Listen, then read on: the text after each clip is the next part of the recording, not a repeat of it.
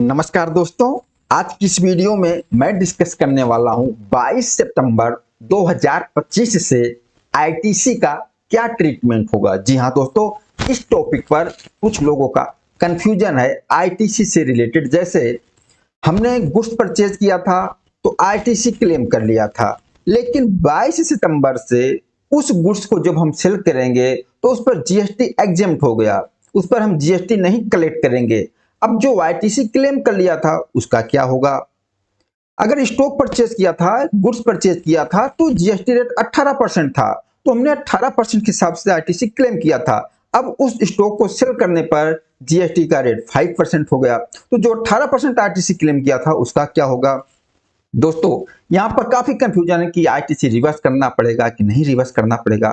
तो इस वीडियो में एक एक पॉइंट पर विथ प्रैक्टिकल एग्जांपल के साथ डिस्कस करने वाला हूं, और इस वीडियो को देखने के बाद आईटीसी से रिलेटेड सारा कंफ्यूजन खत्म हो जाएगा।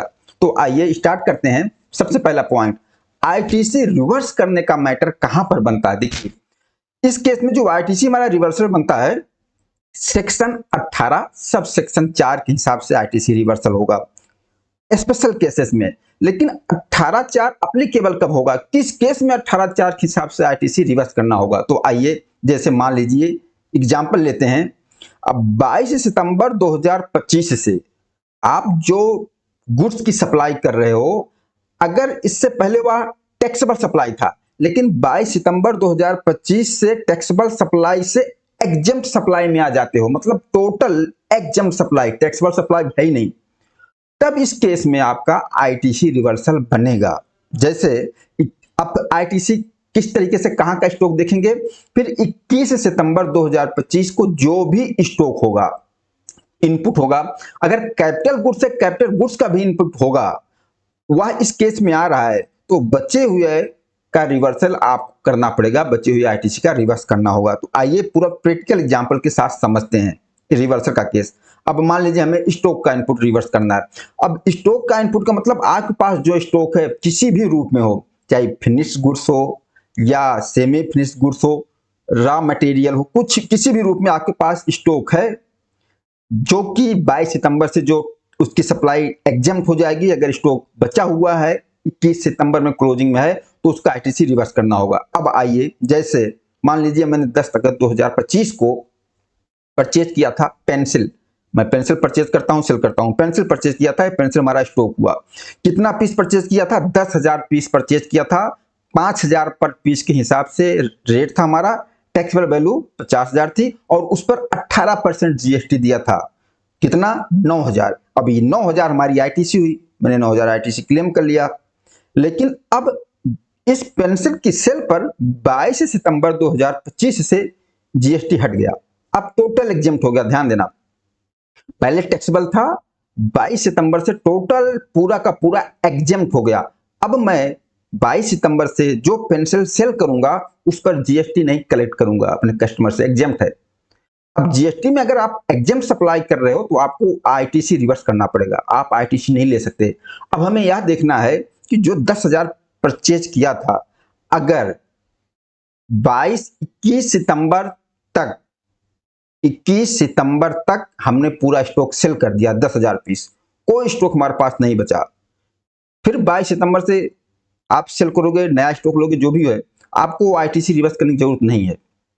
मतलब एक पुराना स्टॉक 21 सितंबर तक अगर नील हो गया तो आईटीसी रिवर्सल नहीं बनता। लेकिन होता क्या है, अब मेरे पास मैंने देखा 21/9/2025 को क्लोजिंग स्टॉक, 21/9/2025 को मेरे पास स्टॉक बच गया, कितना?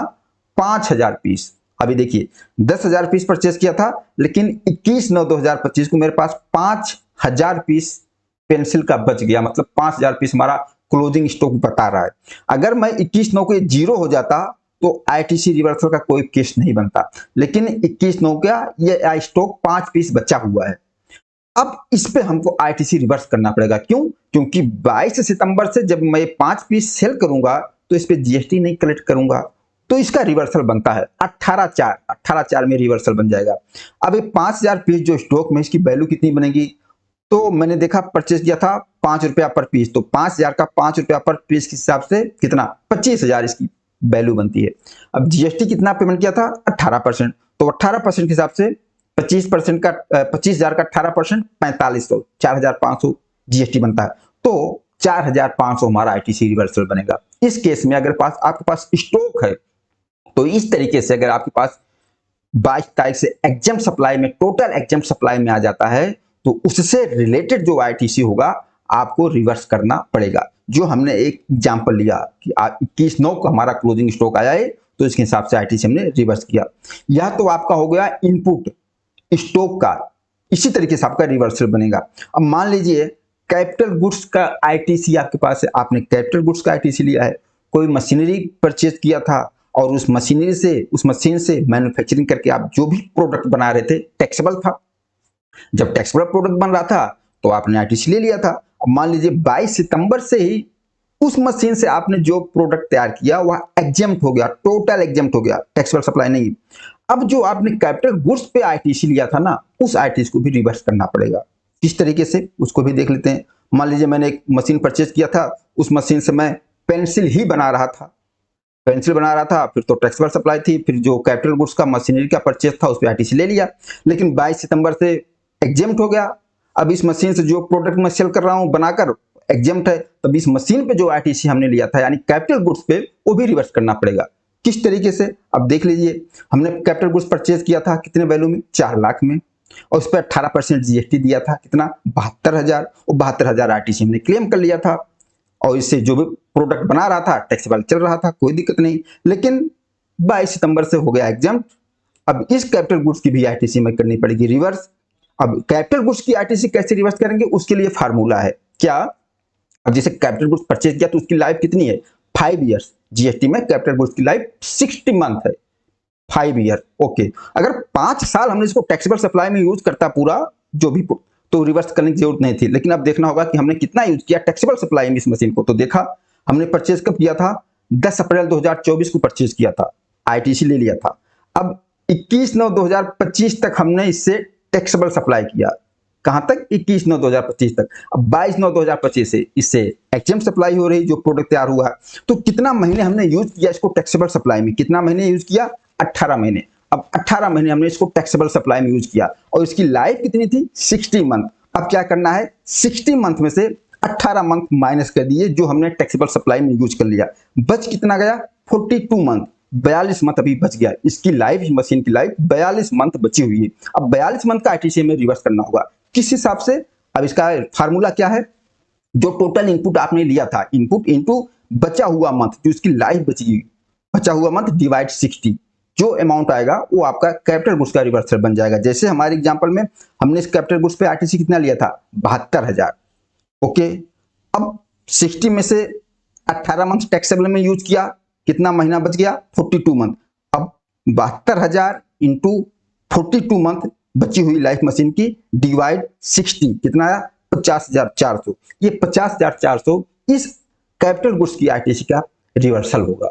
इस तरीके से रिवर्सल आएगा 18/4 में दोस्तों। अब मान लीजिए अगर ये कैपिटल गुड्स था, इस मशीन से हम जो प्रोडक्ट बना रहे हैं कुछ तो एग्जेम्प्ट है, अगर पूरा एग्जेम्प्ट है तो इस तरीके से पूरी आईटीसी आपकी रिवर्स हो जाएगी। अगर कुछ आइटम टैक्सेबल है, टैक्स वाला आइटम है, और कुछ आइटम एग्जेम्प्ट है, मतलब इस मशीन से जो भी प्रोडक्ट बन रहा है टैक्सेबल भी बन रहा है, एग्जेम्प्ट भी बन रहा है, तो आपको फिर इस तरीके से पूरा का पूरा आईटीसी रिवर्स करने की जरूरत नहीं है। फिर यह कॉमन क्रेडिट में आ जाएगा।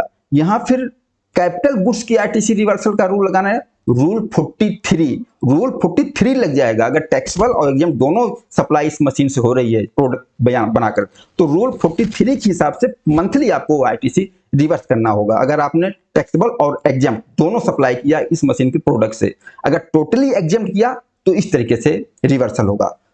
और अगर आपका गुड्स का केस होगा कि ऐसा कोई गुड्स परचेज किया कि उस गुड्स में या सर्विस में इनपुट है या इनपुट सर्विस है, उसका टैक्सेबल सप्लाई कर रहे हो, एग्जेम्प्ट सप्लाई कर रहे हो, फिर तो रूल 42 लग जाएगा। और दूसरा केस जो सबसे मेन प्रॉब्लम है, सब दिमाग में आ रहा है कि जैसे स्टॉक परचेज किया था तो जीएसटी 18% दिया था, अब उसको सेल करूंगा 22 सितंबर से तो उस पर जीएसटी 15% हो गया, तो क्या आईटीसी रिवर्स करना पड़ेगा। देखो, आईटीसी रिवर्स करने का दिमाग में बात तभी लाना, जो आइटम पहले आपकी टैक्सेबल थी जिस पर आपने आईटीसी ले लिया, अगर वही आइटम टोटल एग्जेम्प्ट हो जाएगा, टोटल एग्जेम्प्ट हो जाएगा कि उस पर आप टैक्स नहीं कलेक्ट करोगे, तभी आपको आईटीसी रिवर्स करना होगा। अब आपने परचेज के टाइम भले ही 18% जीएसटी दिया था, 28% जीएसटी दिया था, आईटीसी क्लेम किया था, लेकिन अगर वह आइटम 22 सितंबर के बाद भी 5% उसका जीएसटी रेट हो जाता है, 3% जीएसटी रेट हो जाता है, मतलब टैक्सेबल की कैटेगरी में है, जीएसटी रेट कम हो गया कोई दिक्कत नहीं, लेकिन एग्जेम्प्ट तो नहीं हुआ, आप टैक्सेबल सप्लाई कर रहे हो, तो आईटीसी रिवर्स करने की बिल्कुल जरूरत नहीं है, आईटीसी रिवर्स नहीं होगा। ओके। और दूसरा एक सवाल और होता है कि मान लीजिए हमने आईटीसी मेरी 18% थी, जब इस गुड्स को परचेज किया था तो हमने 18% या 28% जीएसटी पेमेंट किया था, आईटीसी लिया था, लेकिन अब इस गुड्स को सेल कर रहा हूं तो जीएसटी 5% आउटवर्ड सप्लाई है, तो इस हिसाब से मेरी तो इनपुट ज्यादा हमारे इलेक्ट्रॉनिक ट्रेड लेजर बच जाएगा, तो क्या हम इसको इन्वर्टेड टैक्स स्ट्रक्चर में कवर होगा? क्या इस आरटीसी को रिफंड लेंगे? बिल्कुल नहीं ले सकते, या आपका इन्वर्टेड ड्यूटी में केस कवर भी नहीं होगा। इन्वर्टेड ड्यूटी में वही केस कवर होगा जो आपने मैन्युफैक्चरिंग करके एक रॉ मटेरियल से एक नया प्रोडक्ट बनाया, मैन्युफैक्चरिंग करके दूसरा कोई प्रोडक्ट बनाया, तो वो इन्वर्टेड ड्यूटी में कवर होता है। सेम प्रोडक्ट को परचेज करके सेम प्रोडक्ट को सेल कर रहे हो, टैक्स रेट कम ज्यादा हुआ, उससे आपका कोई रिफंड नहीं मिलेगा। और मुझे उम्मीद है दोस्तों यही मेन पॉइंट था आईटीसी से रिलेटेड वाला, और इस वीडियो से अब मैटर पूरा क्लियर हो गया होगा कि कब आपको आईटीसी रिवर्स करना पड़ेगा, कैसे रिवर्स करना पड़ेगा, 18(4) का मतलब क्या हुआ, 18(4) में किस तरीके से रिवर्स करना होगा और कब नहीं रिवर्स करना होगा। बाकी अगर आपका भी कोई कंफ्यूजन हो, कोई डाउट हो, कोई सवाल हो, तो कमेंट करके आप जरूर पूछना, मैं आपका रिप्लाई जरूर दूंगा। इस वीडियो के बारे में बताना, यह वीडियो आप लोगों को कैसा लगा। नमस्कार, धन्यवाद।